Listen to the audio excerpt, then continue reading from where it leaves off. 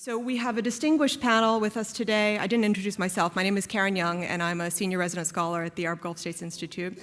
I work on questions of political economy in the Gulf. But we have a very distinguished panel to help us kind of discuss some of these flashpoints in both the politics and the economics of oil markets and for, I would say, oil producers and importers. So we're going to start with Elena Ianchovichina. I'm sorry, Elena, I butchered your name. We are still waiting for Ibrahim Al-Muhanna. He'll probably join us a bit later. We have Jason Bordoff, who is from Columbia University, the Center on Global Energy Policy. Elena is acting chief economist at the World Bank for MENA. And Jean-Francois Seznec, who is a visiting associate professor at Georgetown University and also a senior fellow at the Atlantic Council. I'm going to move to the chair, make it more informal. I want to start the conversation with Elena and her team at the bank. They've been doing a lot of work on questions of what they call unhappy development and sort of tracking a lot of these changes that we see of as I said, the ripple effects of oil importing countries after the new low oil normal. So I wanted to ask Elena if you would describe what's at stake in terms of growth and development in the MENA region. For oil exporters, these specific challenges to their political and economic governance, what impacts their economic retrenchment might have on oil importers, especially those in crisis. So this comes into post-conflict reconstruction needs, of course, in the region, and also this kind of shift in what we think of shareholders, we discussed this morning, shareholders of national oil companies, but these are also citizens, right? So the change in the notion of expectations of what belongs to the citizen, what's expected in terms of service delivery from the state. Thank you, Karen, and thank you for inviting me. Indeed, the expectation that oil prices will remain at these levels through the end of the decade implies that oil exporting countries will have to make adjustments to this new normal, and will have to, and they have already started doing that by implementing measures to diversify their revenue sources, by raising taxes, introducing new taxes, such as the value-added tax, but also rationalize spending. And in many cases, there have been considerable efforts already to limit the growth of the wage bill, to remove or reduce the distortionary subsidies on energy products and water, and in some cases to rationalize investment spending plans, postponing some investment projects or pushing them into the future. All of this, of course, has had a dampening effect on growth. Growth has slowed down in most of the GCC economies. And this process of introducing structural reforms to improve the long-term growth prospects will have to continue, because these countries are looking at breaking this oil dependence and creating new sources of growth. So oil will continue to be very important, but given youthful populations, especially in the populous countries in oil exporting economies, it will be very, very important to address structural bottlenecks. And economies are already moving to introduce more competition, to think of new ways to improve the efficiencies of the economy and introduce efficiency in the public sector spheres, and ultimately to increase labor supply. And this is an area where there is potential, because we know that female labor force participation rates are very low. So by supporting women's entry into labor markets, we're going to see also positive developments for growth. Of course, this covers sort of the oil exporting countries as one block, but of course we know that there is great diversity, and developing oil exporting countries are in much more difficult situation. We have only Algeria and Iran as stable at the moment, and we have civil wars in Yemen and Syria. We have sporadic outbursts of violence still in Iraq and also Libya. So for these countries, it would be important not only to address these very difficult issues, economic issues, but also to create stability and peace. And if we take the oil importing countries in the region, all of the economies are actually tied together. Many oil importing countries depend on aid, remittances, and greenfield foreign direct investment flows, in particular in tourism, construction, retail, trade. So these countries will be benefiting from the low oil prices, but they will be hurt by the prospects of losing some of these flows from the GCC economies, and they, at a time when some of them are really vulnerable. For example, Jordan and Lebanon will have to bear the negative spillover effects of the war in neighboring Syria and the refugee-related pressure on labor markets, and also the pressure on their public service delivery systems. So I think this sort of brings a very difficult agenda for the region. But I still see that overall the prospects of some of the rich countries in the region to help with reconstruction efforts are there because the situation is not equally dire across the spectrum of oil exporting countries. We have Qatar and Kuwait in a reasonably good situation because their fiscal break-even oil prices are close to $50 per barrel. So, and with huge fiscal buffers, these countries can go on for quite some time in this new normal if prices remain in these ranges. And many countries have already, with the reforms implemented, their fiscal break-even point oil prices have gone down. This applies to Iran and Saudi Arabia. And UAE has a very huge sovereign wealth oil fund. So all of these conditions imply that if reconstruction begins, there would be a potential for them to play a very important role. Thank you, Elena. We certainly hope so. We spent a lot of the morning talking about the disruptions to oil markets, particularly from the shale industry. But this is a moment of change in that the structure of the way national oil companies operate in comparison with private oil companies is somewhat converging. And this is for a lot of reasons as well, partly because we had this decade in which there was tremendous profit, there was tremendous spending, CapEx spending.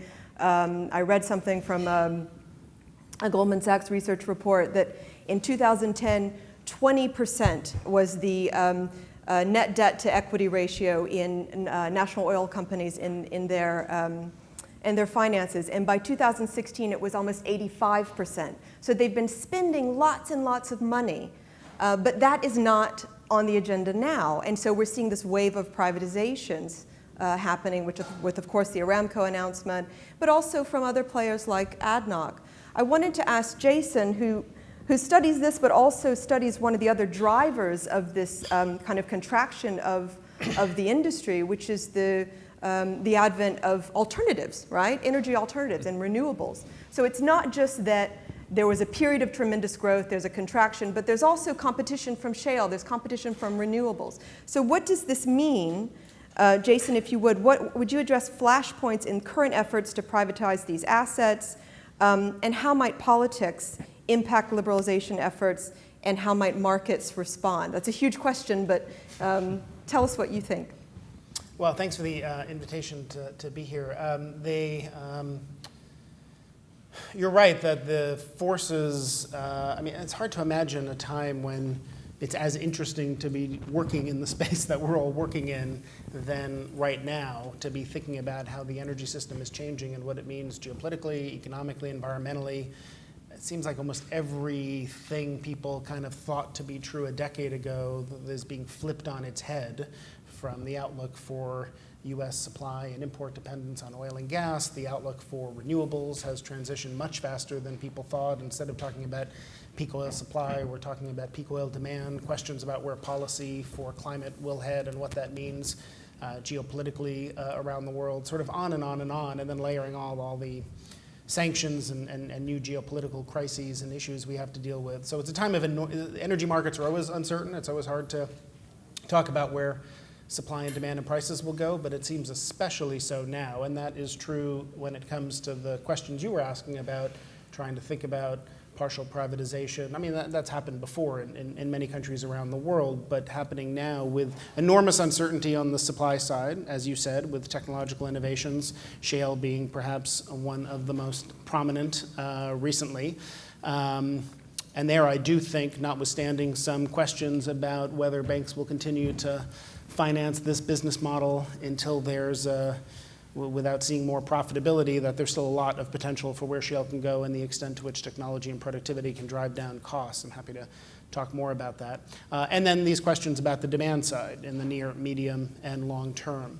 So you should take oil price predictions from an academic with a grain of salt. There are people better positioned here than I to talk about oil prices, but I see potential for more upside in the near term. But I do think then with some modest increase in price, I think capital markets will still be open for shale. I think there's room for shale to continue to grow. It is a very important new dynamic how short cycle that source of supply is, to be able to fall 1 million barrels per day as quickly as it did and then rise somewhere close to 1 million barrels per day as quickly as I think it will in 2017. Maybe not as high as some people thought, but pretty extraordinary growth. When you roll the clock forward a little bit, I'd be interested what other people here think. Michael's here from Barclays or some others. This narrative of like the underinvestment cycle that we're setting ourselves up for because shale's not enough. For all the talk of peak oil demand, demand is ripping right now. We have incredibly strong oil demand growth. And where's that new supply going to come from when we've cut hundreds of billions of dollars in capex around the world? We had Ami Nasser at Columbia recently and sort of expressing those views, and the IEA has. And I think that's true. I just think it takes some time before you get there, given how much supply is out there. And not just shale, but how much non-OPEC, non-shale supply there is in Russia and Brazil and Canada and the Gulf of Mexico and elsewhere. At some point, presumably, OPEC starts to unwind this deal, and that's a lot of supply to come back into the market, including increased production capacity they have to take production even beyond where it was when this agreement started. So that's a lot of supply to absorb with new questions about where demand is going to be headed in the medium to longer term. I think the idea that we're getting off of oil because electric vehicles, you need to take that with a grain of salt too. You're going to see enormous growth in electric vehicles. That's off a really small base, and so it takes a really long time to grow a small number to make it a big number. And people forget that 3/4 of oil demand has nothing to do with passenger cars. It's all the rest of oil demand in petrochem and marine and aviation and heavy-duty trucks, and that's harder to think about diversifying away from oil. As hundreds of millions of people around the world move from 2- and 3-wheel vehicles to 4-wheel vehicles as they become more prosperous, which is what we all want, prosperity, that's still a lot of oil demand. But it doesn't take a huge leap to think about not getting off of oil or the end of the oil age, but the kind of penetration you need if you start to see multiple forces intersect with one another, electrification, thinking about mobility more as a shared service than personal ownership of vehicles, which makes the economics of electrification look much better, and maybe one day autonomous vehicles. When those intersect, you could see more disruptive and more rapid changes.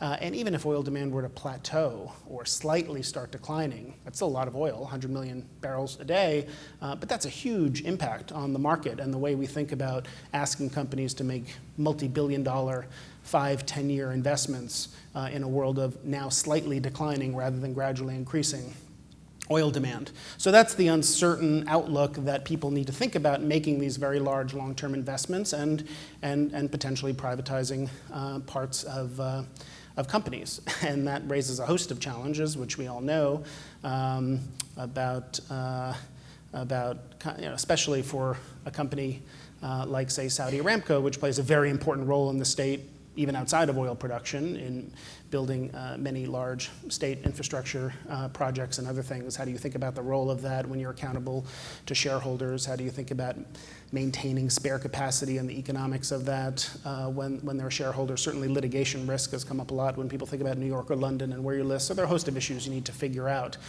And that outlook for oil prices is a challenging one for the economics of oil-dependent countries. I wrote a piece in the Financial Times, I think a week or two ago, pointing out how challenging that could be, notwithstanding what Elena said, which was the efforts toward austerity, putting a VAT in place, shrinking the fiscal deficit. There still is a large fiscal deficit. There still is a break-even price, oil price, that is meaningfully higher than where things are now. We saw efforts toward austerity cutting benefits and salaries rolled back, and then that rollback was made retroactive. Energy price reforms were slowed a little bit. It's a time of political transition within the kingdom now. So it's just challenging. It takes time to do this. An effort that is incredibly serious, being executed in a very serious way. And I think people have sent a signal that the idea of economic transformation now is one that's being implemented with a level of ambition and seriousness that is for real, but it still is very hard, and it takes a long time. And with $50 oil, there's a certain runway you have in terms of the fiscal balance, and so that's a challenge without some help from the oil price side as well as the economic reform and austerity side to close that fiscal hole. Thank you.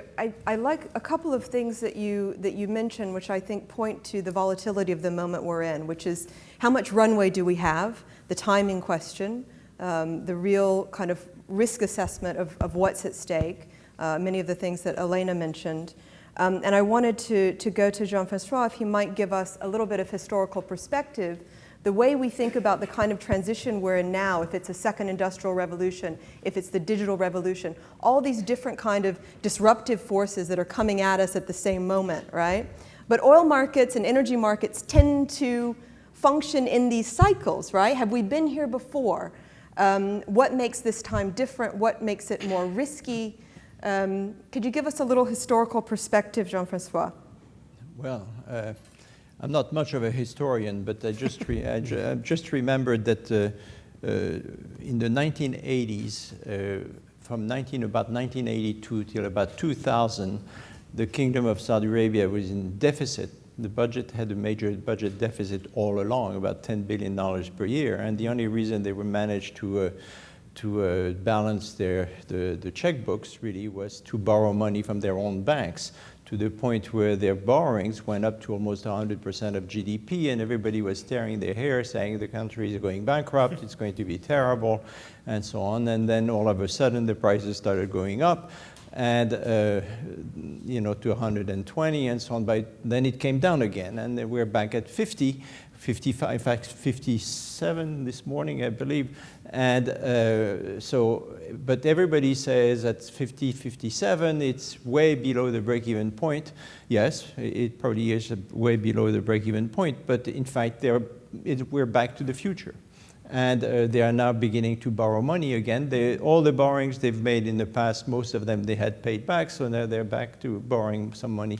So ultimately, I don't find that terribly worrisome. Of course, what's very interesting is that the difference between now and the late 1990s is that they have a lot of cash on hand. They have close to $500 billion here at the Treasury in Washington, and they have an ability to borrow another $150 billion in various outfits, plus whether they're borrowing from the market. So they have the ability to withstand the changes.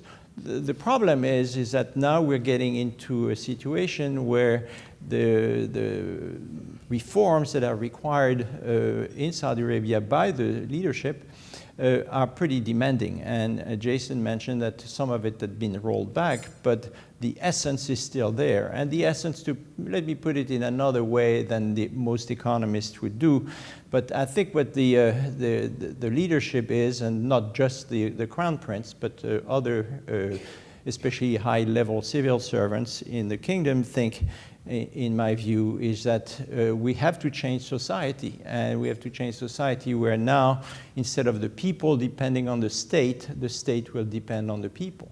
And that's really quite a switch, because it implies that, okay, the budget deficits eventually will have to be covered by, God forbid, taxes. And that means a lot of changes coming to the country. It makes people very upset. Everybody wants changes, but everybody wants the other guy to pay for the changes. There's nothing, you know, we're the same here. So that's creating a fair amount of tension.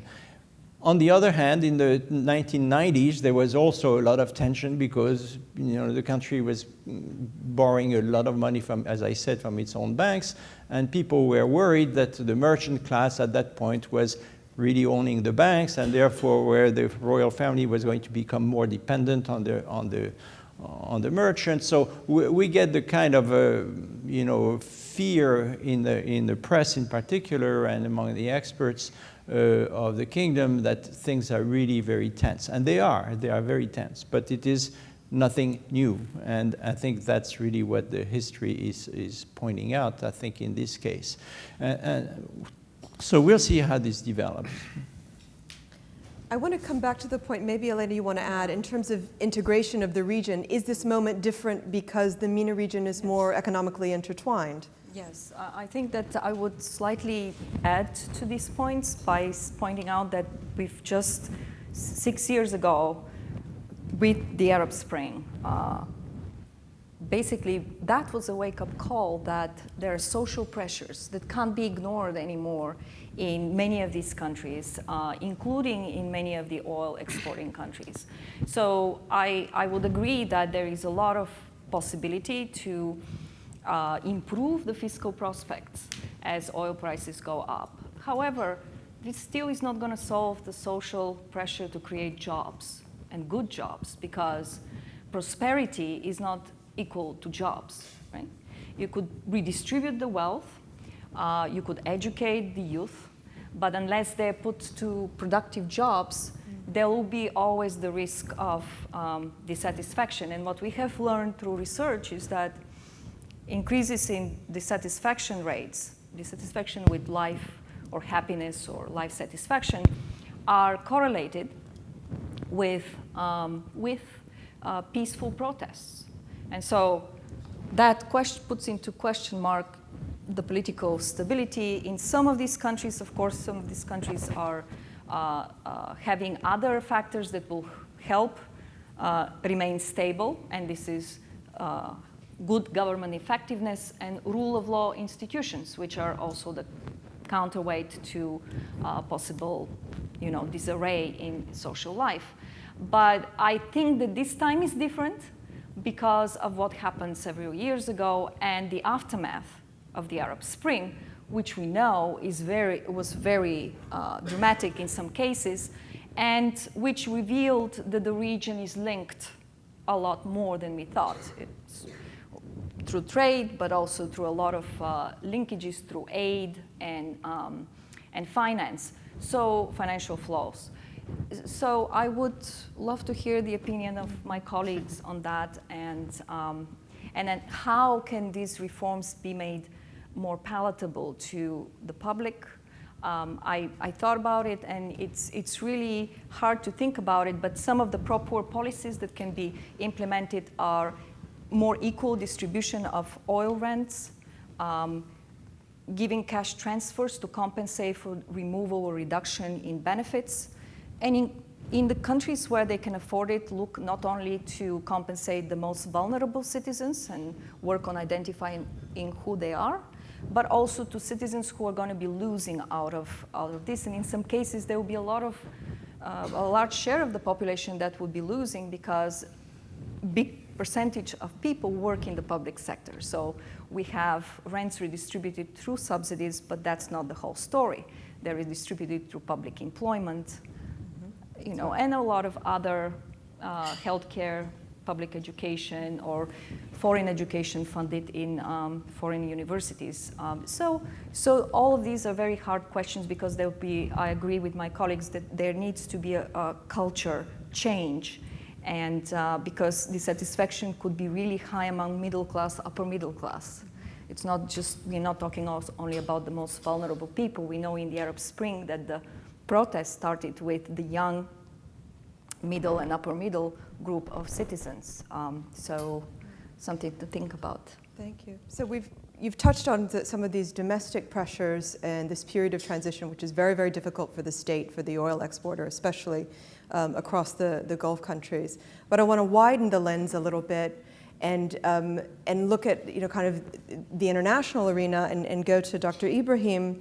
You obviously know the Saudi case very well, but the idea of partnerships within markets, and OPEC being an important partnership within oil markets. How is the new coordination meant to happen? And this begs the question of the US role in the region, both politically and economically, new partnerships between Saudi Arabia and Russia. There's meant to be a visit by King Salman to Russia in a couple of weeks.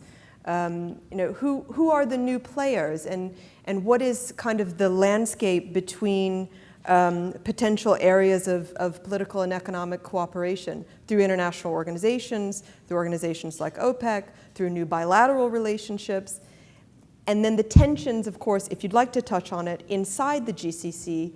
How does this play out? I mean, what kind of new relationships are we looking at? Well, thank you.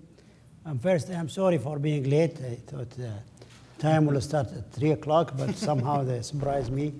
I was in a meeting. You were Second, I have just one comment about Saudi Arabia, about the reform, before I go to the international side.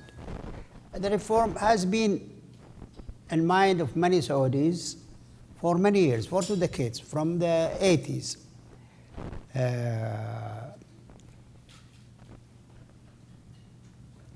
But we need somehow the guts to implement it, to make the changes. I'm going to give you 1 or 2 or 3 examples. One is the energy consumption of Saudi Arabia. It's really very cheap, and everybody recognizes that. I mean, second, the consumption is going so high, out of control. So everybody thinks should be a solution through prices or through efficiency program, which we started about 5 years ago, and right now the prices will change because it's recognition. It's not because of the oil price is low or not. No, it has been thought about it for many decades. Second is the employment, and so many international or people are working in Saudi Arabia because there is no restriction. It's very easy to bring somebody from overseas and with low salaries and sometimes skilled people. So there is no incentives, big incentives to hire the Saudis as it should be. So these are related to issues are in Saudi Arabia for many decades, and it's getting worse and worse, but they need the guts to start dealing with them. And I think they are right now. The government is trying to deal with these issues and many other issues, including services, health services, education, and you cannot continue with the population growth of 2.5 or something like that, and younger generation. You have to somehow make some management. Going to the issue of international cooperation. Right now, the new paradigm is the involvement of Russia, and strong involvement. It used to be an OPEC issue. Right now, it's an issue of OPEC and non-OPEC. And of course, the oil market needs management. It has been the case for the last 150 years. I mean, be it the Texas Railroad Commission or Seven Sisters or OPEC, and right now a coalition of OPEC and non-OPEC. Because you cannot make it so-called free. I mean, no, it has to be some type of management for good of everybody, consumers, producers, investors, and the companies, and of course the producers. Russia, I mean, first of all, the negotiation between Saudi Arabia in particular and OPEC and Russia has started since the collapse of oil market in 1983. It's not true, something new. No.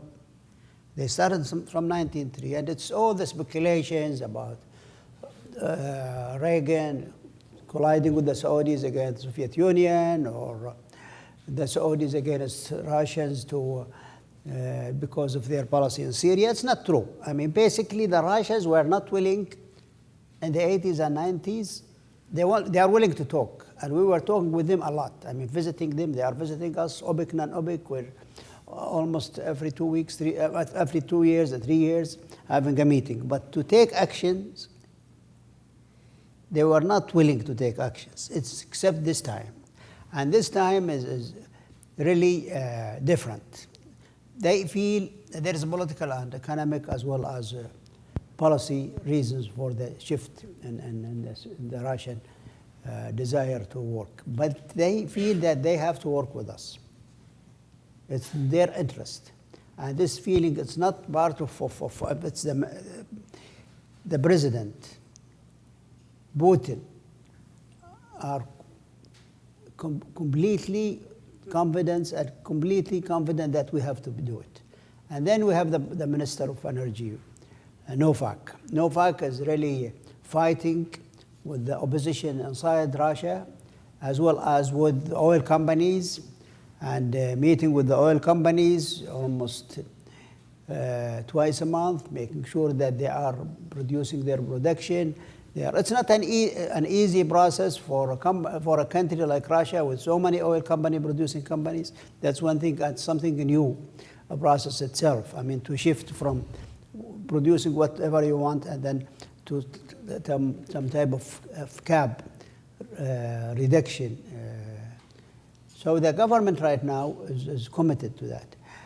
I think this is a new paradigm, and part of the new paradigm for the management of the oil market is countries are taking it more seriously through two things. One is the ministerial monitoring committee from OPEC, non-OPEC, headed by Russia and Kuwait.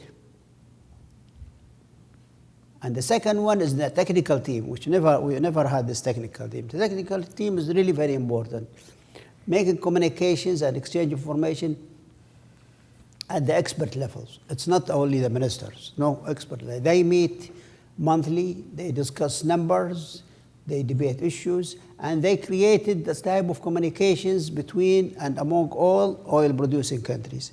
So I see this type of management will continue, and as a new paradigm for management of oil market. How long? I don't know, but most likely it is going to be with us for many years. There is, I mean, the oil prices, is, in my opinion, is going to go up a little bit. It's not going to go in a big way. Maybe my prediction is something about $60 before the end of this year, and continue at that level. The market needs this price for shale oil, marginal producers, as well as for investors in long-term oil companies, including national oil companies. And so that's the way I see it. The cooperation, of course, will continue at the regional level. There is no change. Even if we have some political crisis between us and that countries, which has been the case if you look at the Middle East during the last 40 years or 50 years, there is some differences, but the differences rarely go to the oil side. If you look at the last 50 years, it's only 1973 with the Arab embargo, and second with the Iraqi invasion of Kuwait. Other than that, it's always oil. It's a holy. Nobody tried to touch it. Nobody tried to mingle with it. If there is a problem in the oil supply for political reasons, it is for domestic reasons, not for regional one, as we have seen it in Iraq one point of time, today in Venezuela and Nigeria and Libya. It's domestic political tensions and conflict, not a regional one. Thank you, Dr. Ibrahim. I just want to remind everybody, you're going to find some cards on your tables with pins. When we open up to Q&A, we'd welcome your questions and comments, and we have some people that will come around the room and collect them. I want to continue on this kind of question of flashpoints. And Dr. Ibrahim, you're giving a picture that it gives me some hope that there is some stability, that oil markets have not generally been triggered or under attack from the outside, but these are domestic issues that tend to cause disruptions. But we're looking at, I think, a global environment where there are some pretty serious risks, right? And there are many people who are talking about, for example, the position of the Chinese bank sector, which is really over-levered, that a significant slowdown or economic crisis in China could deal quite a blow to energy markets and the way that growth has happened, particularly in MENA region. Of course, there's the new example of the potential for a very, very serious conflict in Asia with North Korea. How does this measure into any of your perceptions of risk? You could probably put into that category as well domestic stability in the large political economies of the MENA region, so stability in Egypt, stability in Saudi Arabia as potential triggers, which Elena alluded to. So I wonder if anyone on the panel would like to give us kind of the worst case scenario, things that really worry you, and then maybe Dr. Ibrahim, if you'll go back and give us the assurance that you don't see that as particularly terrible or that we're in okay shape. Anyone want to go first, I'd Jason? just say, I think when you come to conferences like this and we do a tour around the world of geopolitical risk, and then you'll get to places of oil supply importance like Libya, Nigeria, and Venezuela, places like North Korea that could have huge impacts, separate from energy, of course, but even have energy implications. But now, when you have a conference like this, and you sit around and you say, what countries are at the top of your list of geopolitical risk that concern you? It's this one. The United States is a source of geopolitical risk that concerns me. And I think that it's unfortunate that I say that. But that, I think, is true. I think there's unpredictability and instability in how we're approaching foreign policy in different parts of the world that creates questions about risk. The potential for escalation in North Korea is deeply worrisome. Lots of intractable problems that there's not a good answer to, like Venezuela. When you think about things that affect oil markets, certainly sanctions policy is a tool that is being increasingly used, following, I think, a perception after the experience with Iran by some that it did reach, as much as this administration criticizes the Iran deal, I think my concern, I'll put it this way, is that I was in the administration at the time that we implemented sanctions against Iran, saw the investment of time and skill and expertise that had to go into building the capacity to do that at the State Department, at the Treasury Department, in the intelligence community. The concern I have is that sort of once you have a hammer, everything looks like a nail. And once you have the capacity to do sanctions and then you're faced with really tough problems that we're not really sure how to solve, like Venezuela or North Korea conflicts in our problems in our relationship with Russia, that we're turning to sanctions quite quickly without really thinking carefully about the way in which sanctions make sense, the way in which they don't, when they should be used, when they shouldn't. And that has geopolitical consequences, but it also has huge energy market potential consequences. And I suspect we'll see that next month when my guess is we'll decertify Iranian compliance with the nuclear deal, and then a lot of questions and open questions about what happens after that and how Congress will react or how the administration will react. So that's just one example, but of course we all know many other cases in which the whole approach of the United States now toward multilateral cooperation is very, very different on trade and many other issues. And I think that does create new elements of geopolitical risk that are concerning. Anyone else? Well, of course, I don't disagree with Jason on any of this. I just perhaps could focus on another substantial risk, is the tensions between Iran and Saudi Arabia getting out of hand. I think the Saudis are adamant that they will meet what they perceive as an Iranian threat to surround them in Iraq, Syria, Lebanon, and Yemen. Excuse me. And that could get out of hand. Right now, all the wars in the region are basically by proxies. But there are many Iranian troops in Syria. The Hezbollah, helped by the Iranians, is of course, in Lebanon and in Syria as well. There are a lot of reports that they are actually in Yemen as well. So we could have some major conflagration there, and that could go really bad very quickly. So I think we have to keep an eye on that. I'm a little worried about that. I think we're at the mercy of an accident, just like we are in North Korea. I mean, in that sense, it may not be as bad as North Korea, because here we're talking nuclear issues. But in the Gulf, we could have a major impact. So I'm worried about that. Elena or Ibrahim? What worries me more than the political risk or that is the global economy. The global economy is more important, in my opinion, for the stability of the international oil market than some conflict here and there. I will just give you examples, two examples. In 2003 and 2004, we had really a major political problems. The invasion of Iraq by the United States, the crisis in Venezuela, where their production went down by 2 million, if I remember correct. Venezuela production went down by 1 million, and some other small ones. But however, the price of oil continued, and the market was stable because the oil was replaced. But 2008, the global economy at the beginning was really growing in a fast way, and the price went all the way to $47, and the speculators came and they said, no, it's going to go to $100, and made the whole thing somehow crazy. And then the global economy collapsed, and the price of oil collapsed from 147 to something about $25 or so. So this is really a major factor if you look at the last 50 years or so, and the movement of oil market is the global economy.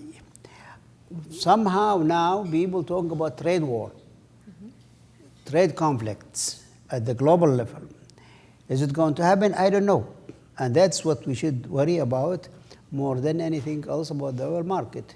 Of course, there is a possibility for strong economic growth. We have seen the strong economic growth in Europe and the United States is driving the demand for the first time, not the first time, but for the last 4 years or 5 years, going up instead of going down, okay?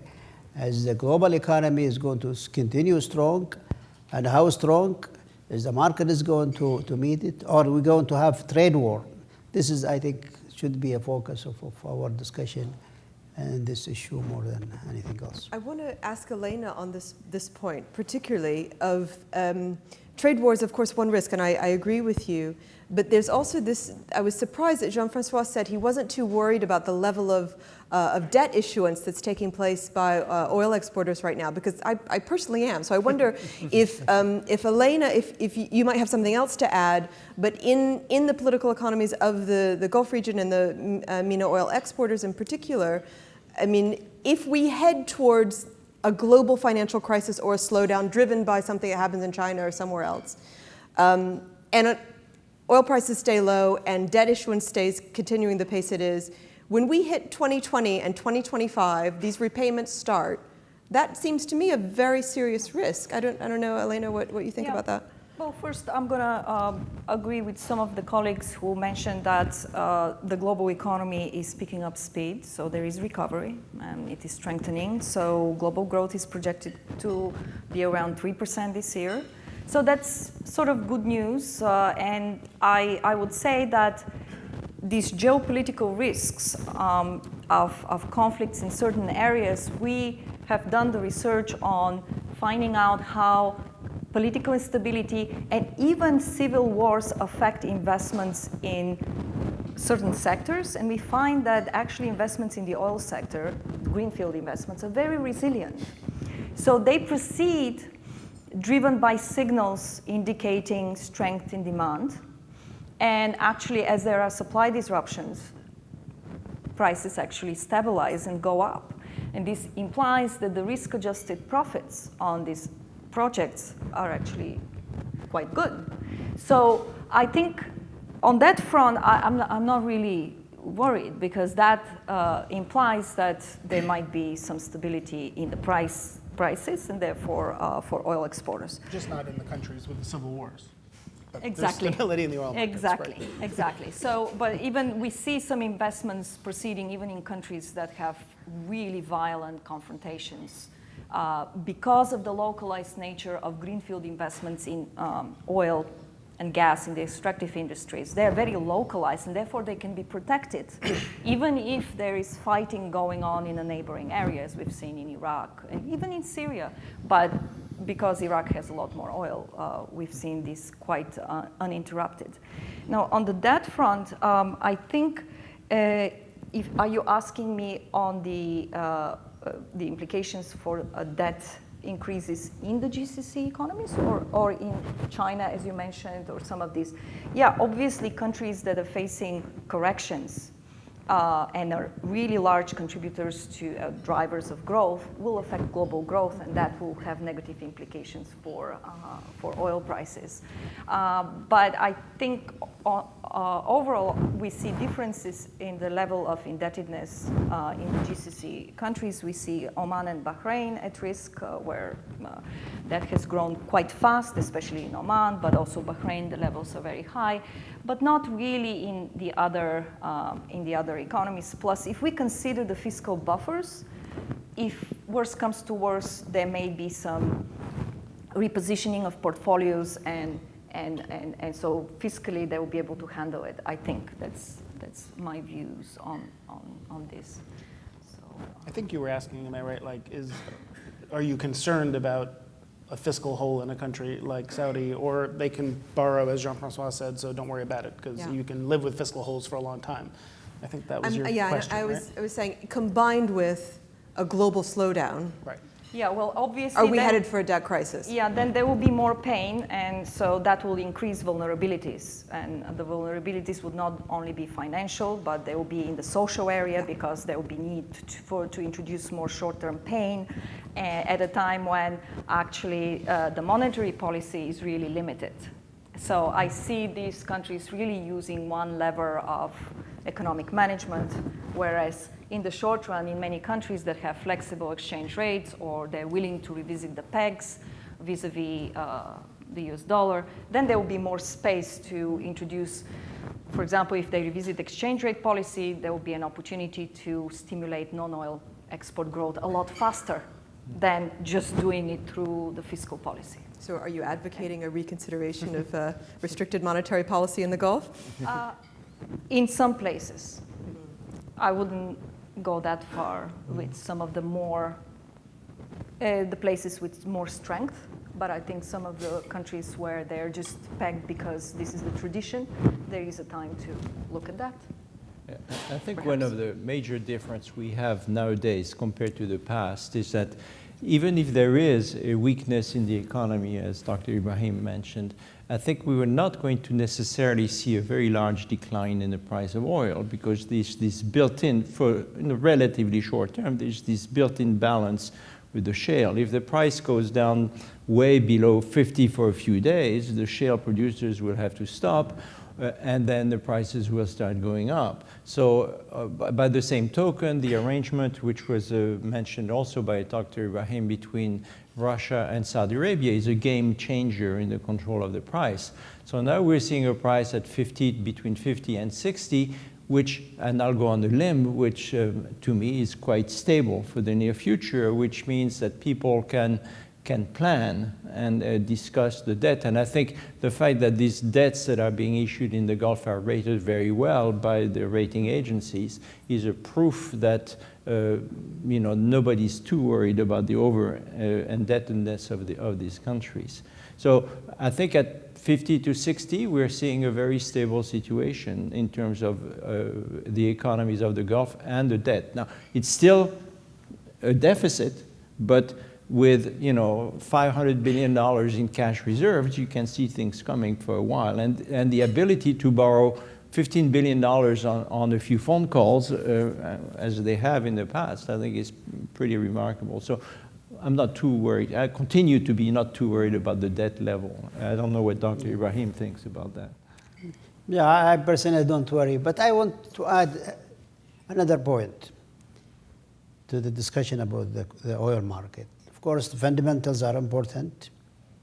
Geopolitics are important. Global economy is very important. There is one factor people somehow shy to talk about it, the psychology of the market. The psychology of the market, which is driven by the media, by analysts, by policymakers, and so on, is very important. By you. And by me. So if you, there is so many examples, but I don't like to. I just mentioned, sometimes the psychology of the market, when we decide, we, producer, consumers, analysts, and so on, let's play slow. Let's play it right. Don't exaggerate things and so on. As it happened after the invasion of Kuwait, the price went up for 3 months from 25 to 30, even though we missed 5 million barrels a day. So the price did not go up, and when it up, did not stay for long. In other occasions, for example, in 2007 and 8, beginning of 8, when people are talking about the peak oil theory, we are running out of oil, there is Gawar is out of oil, the price, it's going to decline in September. Even they decided which date, the September I remember a journalist from the New York Times came to Saudi Arabia. I told him, listen, I don't know. I'm not a petroleum engineering. I'm not a geologist to tell you is our oil declining or not. Do we have enough reserve or not? Go and ask the best organization in the world, American Geological Survey. He does not want. He wants to prove that Saudi Arabia's production is declining, our reserve is enough. This is the psychology which we have seen it in daily, weekly, sometimes monthly. Sometimes there is herd mentality. People talk about concentrated psychological issue and drive the price up or down. So these factors, I don't know how much is being studied and how much is being analyzed, but somehow we shy from, we like to talk about the fundamental of supply and demand and inventories. We like to talk about geopolitics, but somehow, because it's not tangible, I don't know. One thing we learned this morning in our conversations was that there is sort of a magic number, though, if you do get into the mid-50s and up to 60, that the capital available to shale production also skyrockets, that the coffers open up, right? So that would then indicate that we're at that level for an extended period of time. So no one's predicting the magic $100 a barrel days again. Am I right?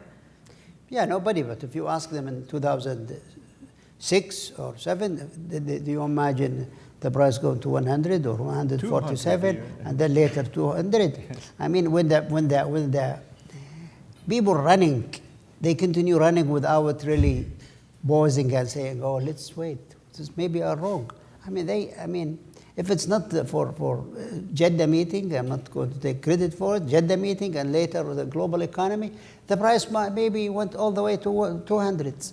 There is no fundamental reasons. There is no global economic reason for it to go all the way to 100. And sadly or badly or whatever, the demand continue growing. Slower, much slower than before. So it is. It's a combination. Let's make it like this. It's a combination of many factors together. Yeah, I don't think oil is going back to 100. I could tell a story hypothetically. A scenario of what would cause that to happen. I don't think that's likely. But I do just want to caution, I don't think that's because shale is an infinitely elastic, magical source of swing supply in the oil market. I don't think shale works that way. There are limits to what shale can do. There are time lags with when shale comes to the market and doesn't. There are hedging strategies that companies adopt that changes the way they behave and the economic incentives they have given what the supply in the market is. There are limits to what shale can do in a world of 1.6 million barrel a day growth like we'll see this year. That's why I made the comment earlier about all the non-shale supply out there, which doesn't get talked about enough, but is a pretty significant source of new supply to come into the market as well because of investment decisions companies made a decade ago. I think we can open up to your questions. If someone would come around and collect the cards or give me a few, to read out? Just raise your hand. Bushra and Raymond are coming round. I think we've got a couple of key ideas on the table that states have to do more with less, those that are oil producers, that there's a number of geopolitical risks in our assessment. And I think, Jason, you made a really important point that one key risk is emanating from right here across the street. Thank you, Bushra.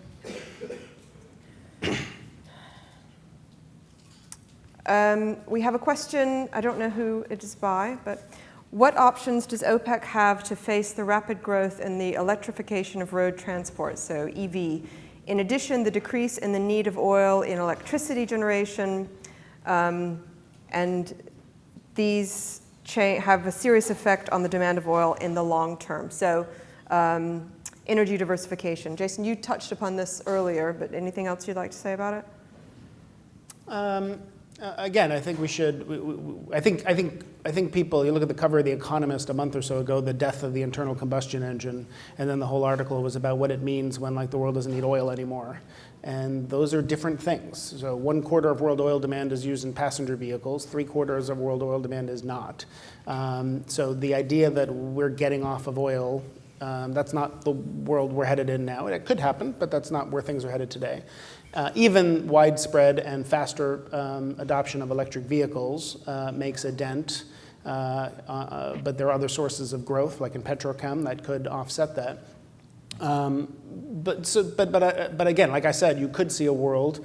The idea that oil demand will eventually peak and gradually start to decline, even if that's still a lot of oil, is much more real today than it was a decade ago, and that has huge impacts on price and investment and markets. We should remember that even in that world, depending on how quickly the decline is, you still need lots of new investment in oil supply to offset existing decline rates and make sure that we have enough oil demand. You look at the International Energy Agency's 2-degree projection. If we stabilize atmospheric warming at 2 degrees, which is what nations committed to do in Paris, very ambitious at this point, but even if people did it, I think their numbers are like in the year 2040, instead of 110 million barrels a day, we're using like 65 million barrels a day or 70 million barrels a day.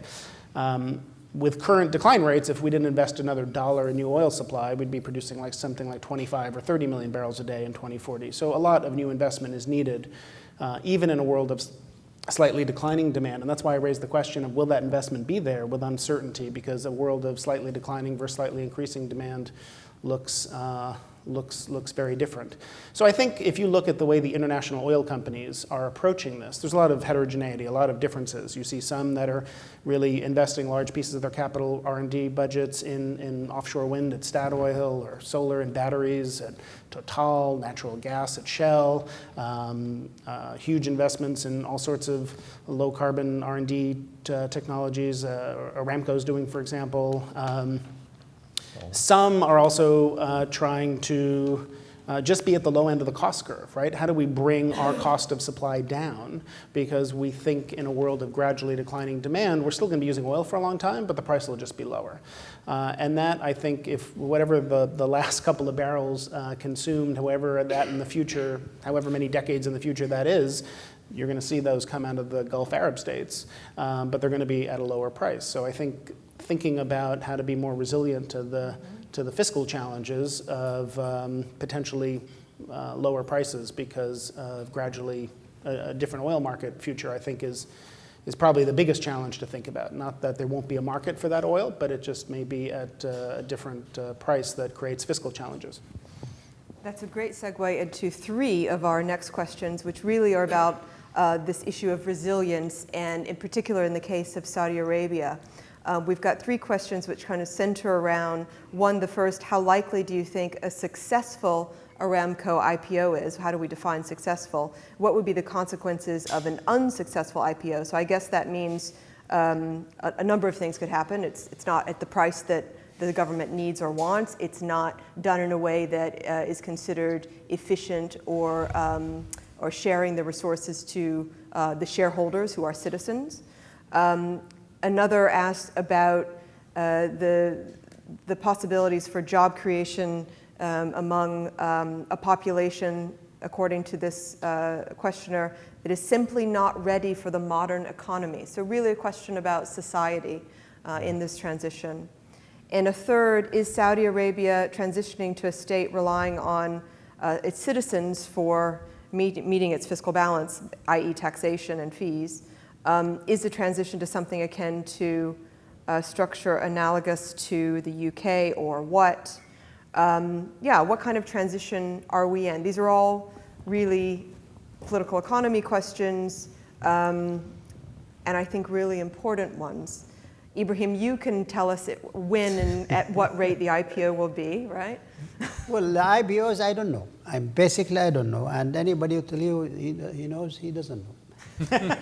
I mean, because right now the whole issue is being a lot of studies, a lot of committees and financials, technicals, and so on.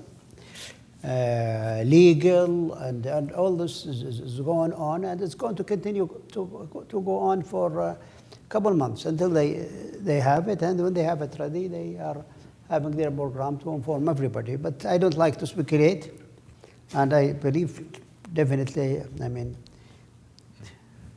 what's the final? This will come in the final day, not now. And if I say something, don't believe me. And second is transition. I mean, transition is easy and difficult.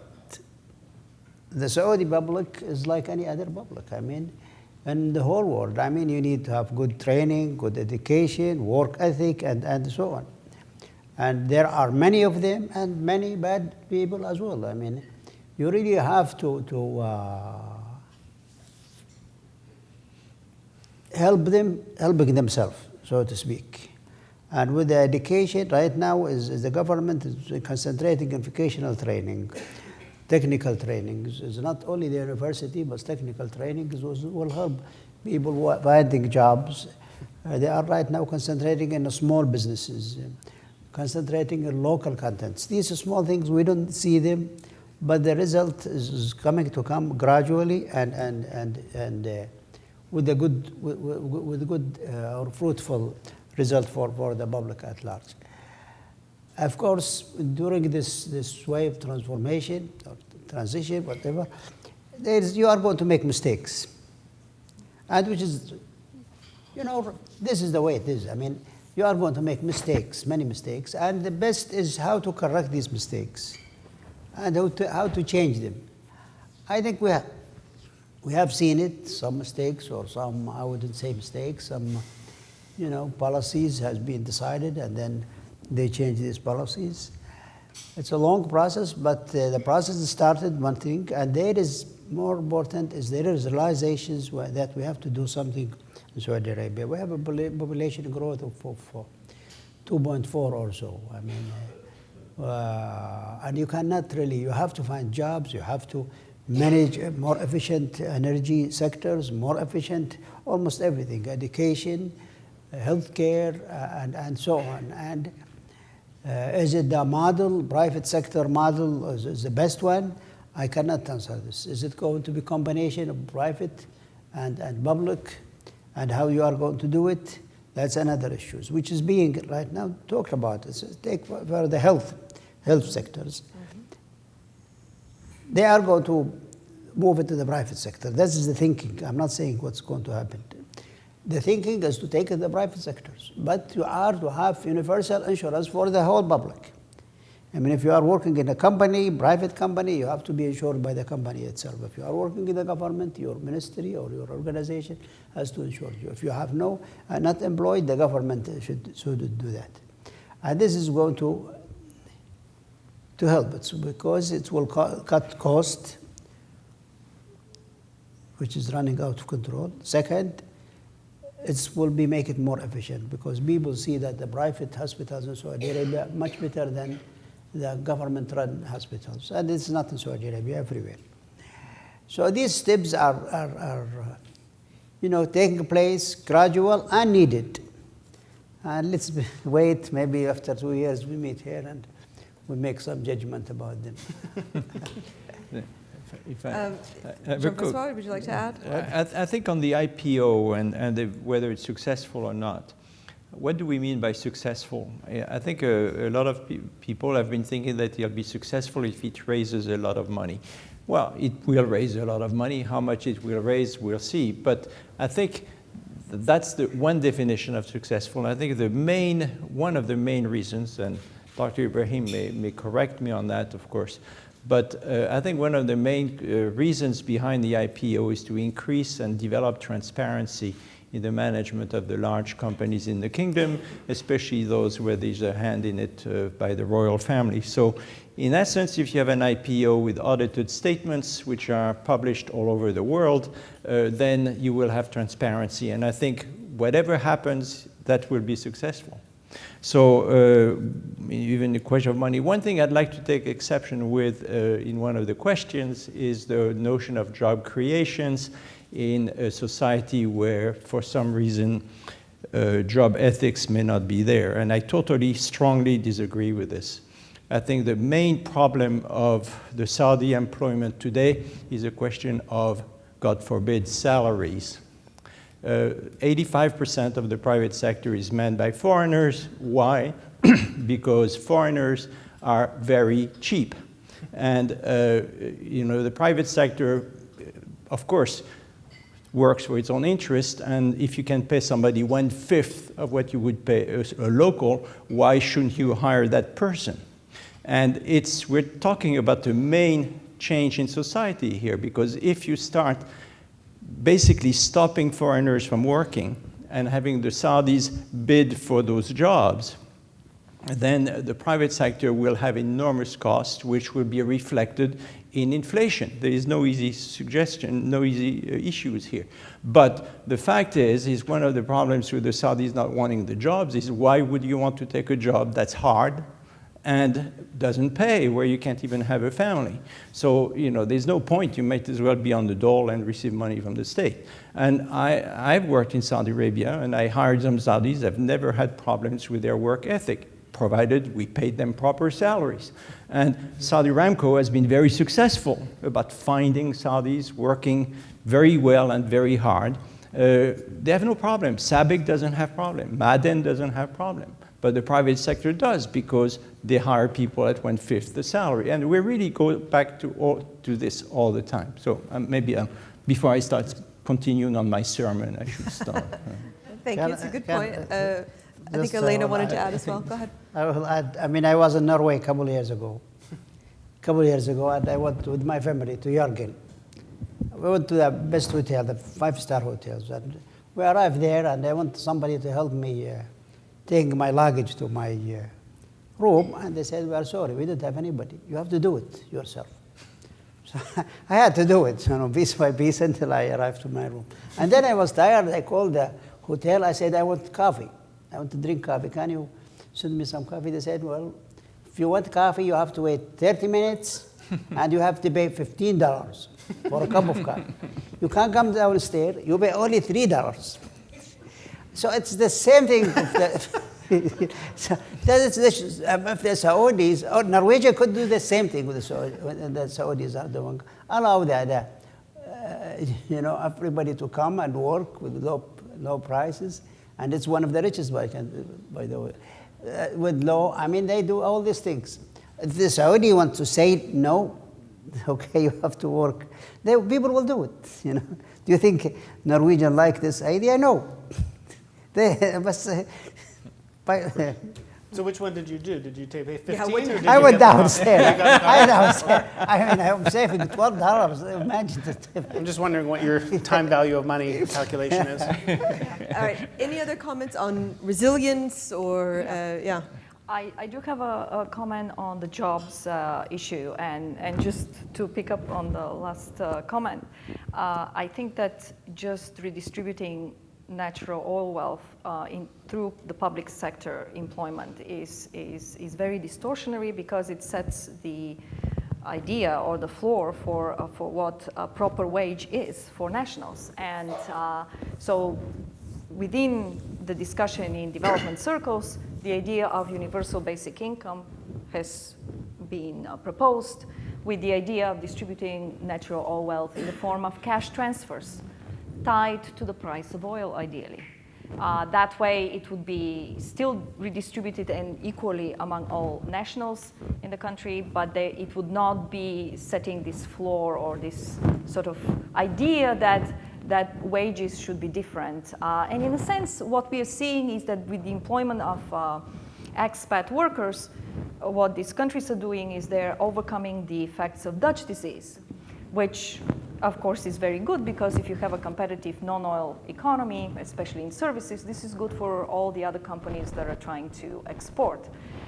So in order to, however, encourage young Saudi workers to work in these sectors, then these reforms have to proceed. And I think that the idea of universal basic income, which is considered in Norway and other places where there are large rents to be redistributed, is a really productive way. Because what we are finding is that another difference with respect to the past is that today the global economy in general is moving towards less labor-intensive processes. So we have automation reducing the demand for workers everywhere.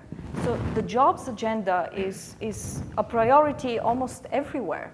And we also have to recognize that developing countries, those that are low income, cannot really grow the same way that China and Korea and all the East Asian economies grew, through very energy-intensive processes sometimes, and through basically outsourcing labor-intensive activities, because these may be done now in developed countries with robots. So the most difficult, I think, issue on the structural side is how to really create jobs. And the countries that recognize these difficulties and are trying to plug in the global trends rather than denying them would be, I think, more likely to succeed. Because then I don't see problems, let's say, for the countries with small populations, but oil-rich countries with large populations will have to think about the jobs agenda really seriously, so that they're not just caught behind this trend. And then it would be very difficult, because what we know is that this failed trade integration efforts in the developing MENA countries, they sort of missed on the globalization that happened in the 90s and the 2000s, because of all these distortions in their economies, were really costly. This really led to this resentment about the absence of good quality jobs in the private sector. Reforms were done to rationalize public sector employment in Egypt and in Tunisia and in all these places. And what these countries realized too late is that there is these pockets of unemployment that are so stubborn, and nothing really changes the situation, that there's so many young people joining the labor force, basically looking for jobs every year. So plugging them, countries that look for strategies that really allow them to build their domestic sectors, but also look for non-oil export opportunities, will be the most successful, in my view. But this is just a difficult area to and it will require really a change in the outlook. How do you distribute the oil wealth? Education is important, but not enough. Because if you have a lot of educated people who are unemployed, they will be even more vocal in their unhappiness. Because they will have higher expectations. What we've seen is this discrepancy between expectations and reality for the educated youth is what's really causing a lot of frustration. Thank you. That's really well put. There was one question left from the cards. I don't know if there are any others from the audience. We did sort of address it. It was the question of currency pegs, and if this is a palatable or an alternative to some of the more difficult structural reforms. I think, Elena, you touched upon it. I think some of the side effects, it's worth noting. I mean, if you were to liberalize the exchange regimes in a place like Oman or Bahrain, you would immediately see some serious inflation, right? Yes. And I think overall this could be used only as a short-term measure together with structural reforms. So countries that have been very successful realize that in a democracy you have a lot of short-term pain. So when you doing structural reforms, there is a timing effect. So in the short run, there is nothing is, you don't see the benefits of these structural reforms. So in order to jumpstart growth, countries have seen depreciations of around 20 to 30%, and they have seen really good outcomes from structural reforms. As Egypt is Yeah. currently undergoing, yeah. And so this is a path, but not by itself. It's not going to resolve what is the original problem. And the original Which is the problem jobs. are the structural bottlenecks to job creation. Yeah, exactly. All right, well, please join me in thanking this excellent panel. We went a long way across the spectrum of issues. Thank you.